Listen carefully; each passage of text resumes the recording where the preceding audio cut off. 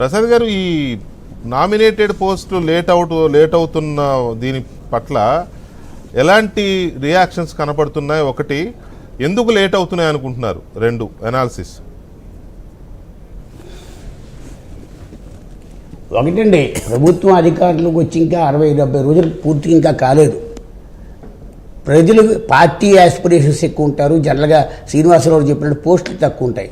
అయితే 4.5 సంవత్సరాలుగా జగన్మోహన్ రెడ్డి ప్రభుత్వం మీద పోరాటం చేసిన ఇద్దరు ప్రముఖులు వాళ్ళ మన డిబేట్లో ఉండే ఇద్దరు ఎమ్మెల్యేలు అయ్యారు. మనం వాళ్ళని అభినందించాలి. ఆంధ్రజ్యోతి ఇచ్చిన ప్లాట్ఫామ్లో కొనుకుపూడి శ్రీనివాసరావు, సుందర్ విజయ్ కుమార్ అనే వాళ్ళు ఇద్దరు ఎమ్మెల్యేలు అయ్యారు. అంటే ఇంకా మనం గమనించాల్సింది ఏంటంటే, తెర మీద ఉండి ఫైట్ చేసిన వాళ్ళు వీళ్ళిద్దరికీ అవకాశం రావడానికి ఇంత టైం పడితే మిగతా వాళ్ళకి ఎంత టైం వస్తుందని ఆలోచించాలి. తర్వాత ఇది కొయిలేషన్ చక్రాలు. మనం మర్చిపోవాల్సింది ఏంటంటే, ఇది కూటమి ప్రభుత్వం.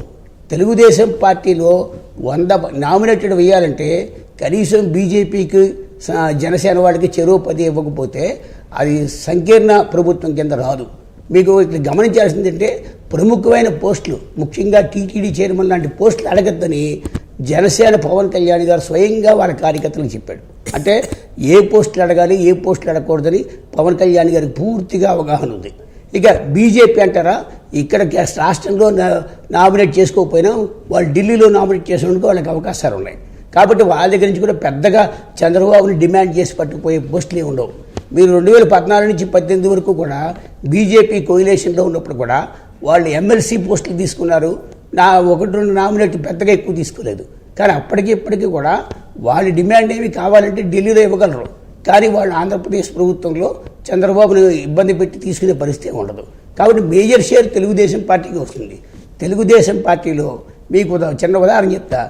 2-3 రోజుల క్రితం చంద్రబాబు నాయుడు గారిని ఒక 2 కార్యకర్తలు కలిశారు. వాళ్ళు ఎక్కడ చంద్రబాబు గారి మీటింగ్ ఎక్కడ ఉంటే అక్కడికి వెళ్తామని చెప్పి వాళ్ళు ఫోటోలు పెడితే, ఇప్పుడు వాళ్ళిద్దరన్నా మేము అంతకంటే చాలా 40-30 ఏళ్ళ నుంచి కష్టపడిన కార్యకర్తలను మాకు మరేం గుర్తింపు లేదా అనే డిమాండ్ వచ్చింది. అంటే మన కార్యకర్తల డిమాండ్ ఎప్పుడు ఉంటుంది. కష్టపడిన వాళ్ళని గుర్తించడానికి నాయకుడికి చాలా కష్టం ఉంటుంది. 175 మంది ఎమ్మెల్యేలు గెలిస్తే అందులో 175 మంది ఎమ్మెల్యేలు 104 మంది గెలిచారు. అందులో తెలుగుదేశం 135 మంది ఉంటే 135 మందికి మంత్రి పదవులు వెళ్ళాడుగా. ఆయన చాయిస్ 25 మందికి ఉంటుంది.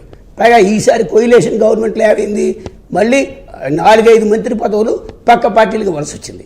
అంటే ముఖ్యమంత్రికి చంద్రబాబు నాయుడు గారికి ఉన్న ఆప్షన్స్ 1-2-3 ఆప్షన్లు ఉంటాయి. కానీ కార్యకర్తలకు